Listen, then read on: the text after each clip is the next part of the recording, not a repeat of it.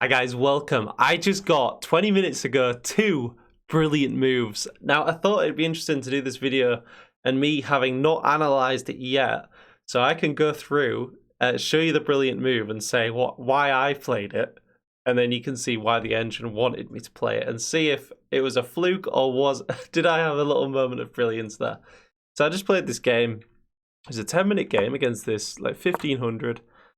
I'm trying to learn the Caro-Kann, so I played like this, and I thought it was quite a normal position, retreating back with the bishop here, and it comes a little bit later, so just more developing moves, all normal. Got the queen lined up here, but I'm not exactly sure how I'm gonna threaten anything. But I'm certainly thinking to push these 2 pawns and try and soften this structure and allow the rook and queen to synergize on this square. So here, I wasn't sure what to do about queen here, just threatening to come in. So I realized this wasn't the best, but I wanted to trade off this knight. Because after this, I didn't know what to do after. Like, if I go here, trying to kick the knight, the queen comes in with check. And I didn't want to calculate that, so I just went for the trade of the knights, which I realized gave up a pawn, but I thought I'd win back this pawn. But when it got to it, I didn't actually want to win back the pawn. I actually just, because doing so would have traded the queens. I actually thought I had a good attacking chances in this game. So I went for this. I thought I've always got this sideways pressure on the pawn if I want it. And I wanted to double the rooks anyway. Maybe this move was bad in light of this.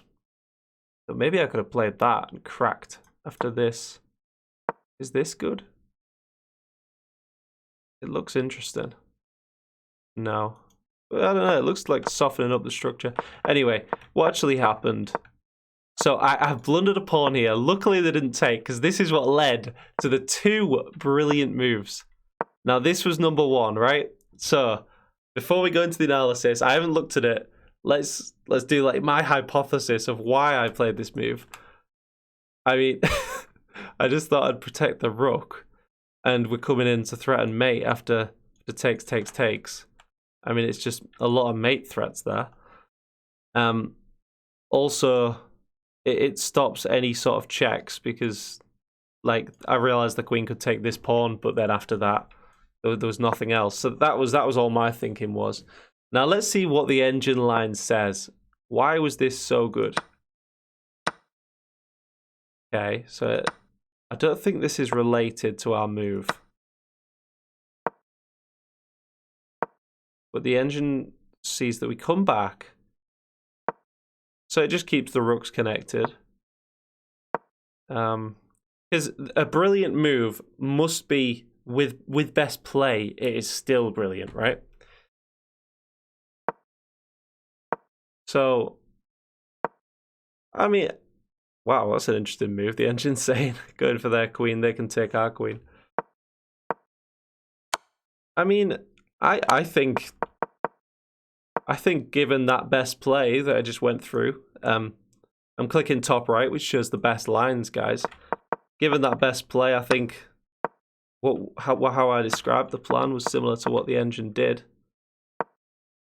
Just keeping the rooks connected, going for this and this, and trying to threaten mate in the future. I think, even though it was quite an obvious move to play, I think, you know, me and the engine agree on why it was played. And always there with the idea of kicking the queen if needs be. So here I go check, thinking I can get this, which is almost mate, except they've got that. And then I come in, but I'm thinking about playing this, but obviously I can't because the queen covers. And then my thinking, yeah, this is the second one, guys. So my thinking was, Bosh, allow the rook to come here, thus winning this pawn, thus threatening this, and trying to promote the pawn. And they just encouraged me to do so. And look at the bar. The bar goes, it's like a difference of like 5 points in material, that one move. Just the bar swings. And I mean, let's see if what I said was sort of correlating with what the engine thinks. So this, so it's sort of trying to trap the queen. Yeah. Yeah, I mean, what actually happened in the game was similar. I didn't exactly calculate that it trapped the queen, but I did think that it will take away options for the queen. You know, the queen hasn't got much to do here. The only square I really saw was this. And I thought about if queen takes this pawn, I don't even care. That's what I remember calculating. So what actually happened in the game, I went here and I calculated if here going for this pawn, I was just going to continue to smash through. So I calculated this, and if takes, I just move over. And then I just continue to go for this plan. And the engine says that's fine as well. But yeah, after this, the engine says giving up the queen is best move. And my two brilliant moves paid off there, guys. So here I throw in this in-between move, hitting the rook before capturing, trading down, just winning a little pawn here. I saw this check didn't do anything after just putting my king on a dark square, so there's no checks with the bishop.